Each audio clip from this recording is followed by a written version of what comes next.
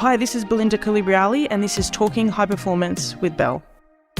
So I'm making this podcast for people who want to live their best life, people who know that there's more in them, but they just don't know how to get it. So there's a gap, something's missing, I'm making it for them. Hey, it's Belle. This month is all about recharging and avoiding burnout before we head into the crazy time of the year. So I want to talk to you about today designing routines for recharging and how to set yourself up so you feel like you're in charge of your days and weeks. So thanks for your reviews as well along the way. Don't forget to share the podcast so we can reach more listeners. So have you ever looked at some individuals and gone, gosh, how do they manage to get so much done and still be energized and still have time to do what they enjoy? So it's an acquired system that they have in place that allows them to do that. You know, for the majority of us, it goes something like this. We wake up, we go through the motions, not really thinking about, how we're setting up our days, and we're just working on what needs to be done, not prioritizing what we want, not prioritizing our goals, and not prioritizing our energy. And this is just not usually one of the top things on most people's list unless they're consciously developing personally.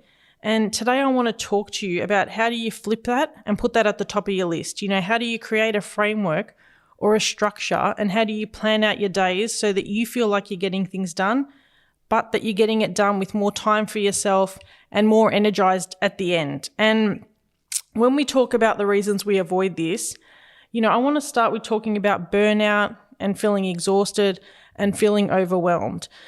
Usually, when it comes to burnout, this happens because we haven't taken the time to forward plan as best we could. Sure, some things happen that we can't avoid in life, but that isn't what leads us often to burnout. That might lead us to temporary overwhelm, but burnout comes when we haven't gone, this is how I want my life to look, this is how I want my life to feel, this is where I need to rest, and this is where I need to recharge.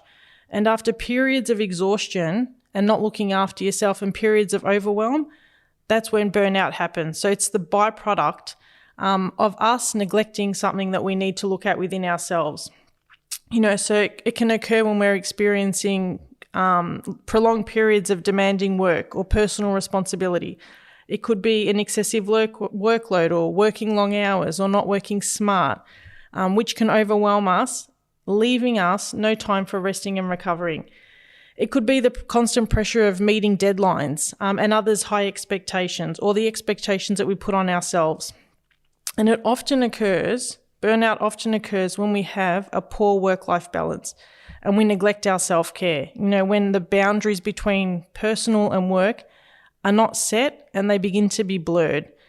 And what suffers? Our physical health suffers, our mental health suffers, our sleeping suffers, and these all lead to burnout. But if you want more than burnout, if you want to live a life where you feel like it's intentional and it's purposeful, then you need to set it up that way. It doesn't just happen. And for me, that's the exciting part, the part that you go, okay, I'm in control. It hasn't gone well in the past, but I'm absolutely in control of making it go well in the future. And one way to do that is through creating routines that help us recharge, routines that allow us to feel refreshed and revitalized along the way so we don't feel overworked and so we don't feel overwhelmed. And sure, we might have periods where we're a little bit exhausted, but it doesn't lead to burnout. So, imagine yourself in 3 months' time and imagine the feeling of knowing you've got plans in place to help you recharge, that you've got plans in place so you don't feel exhausted, you don't feel overwhelmed. Plans in place to go, when I feel like this, I'm going to do this. And an example for us is on a Friday night. We could have had a really busy day or a really busy week in our house, but we know Friday nights are the nights where the kids come home, we grab some takeout, and we all sit and watch a movie. It's one of our recharging routines, and to me it signifies the end of the week and the start of another. And the kids know it's coming, they love it, they know the routine, they know we all have to be in our pajamas. Even the 4-year-olds. And so they grab a snack, they grab their flavoured mineral water, and we watch a movie, and it's great. And it's a tradition. And we started it during lockdowns in Melbourne a couple of years ago, but we've continued it. And if we don't do it on a Friday, if we've got something on, we'll do it on a Saturday. Another example of this is for myself. If I know I've got a really busy day or an earlier than normal start, or something's consuming my energy and I can feel that exhaustion, I used to push through, not be as productive as I could have. But now I go, okay, if I've got like a 1 hour break during the day, a lunch break, I'll spend 20 minutes of that having a nap. And it's just something, not everybody can do this in their work. So you have to find something that works for you, but I'll have a quick power nap rather than pushing through.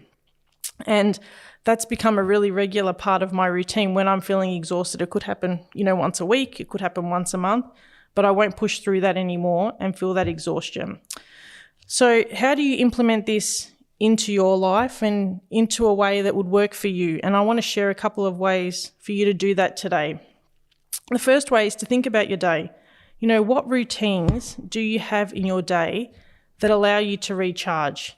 And are you consciously thinking that they're helping you to recharge? This could be watching TV at the end of the day with no laptop in front of you. It could be writing 3 things down that you're grateful for. It could be reading a book in bed, doing a meditation. So what could you set up in your life to help you recharge on a daily basis?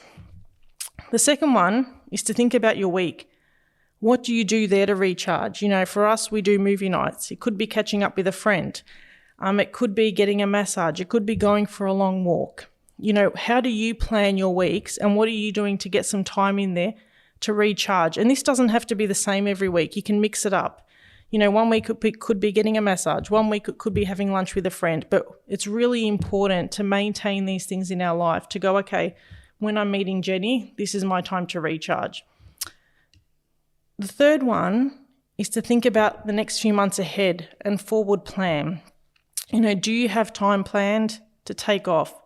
Do you have downtime? Do you have detox time? And, this is something that if we don't put it in the diary, quite often it doesn't happen. And so we get to the end of the year, we know there's a couple of week break happening for most of us, and we look forward to that. But what about throughout the year? Is there a couple of nights that we can take away every few months where we can go away with our partner? Or where we can just go, I'm having detox time from, all my devices. What's planned and how would that help you to recharge? And it's really, really important, planning holidays in advance, planning outings in advance, whether it be with the kids, even just with yourself and going, this is time I need by myself because I know that at the end of this, I'm going to feel much better. I'm going to be recharged. So I hope you enjoyed this episode. Recharging and designing structures to help us do it is so important in managing our mindset, both in the present and in the future. And it allows us to show up, as better, softer human beings. But it also tells us that prioritizing ourselves is important and necessary in order to function at our best and with really good energy levels. It's really important in maintaining that high performance mindset or elevated and sustained living. So I encourage you to think about what are you doing at the moment to recharge and how can you implement more routines for recharging into your day and what effect would that have on your life? You may also have someone close to you that could do with a recharge, so have a chat to them about that and give them some tips on what they could do.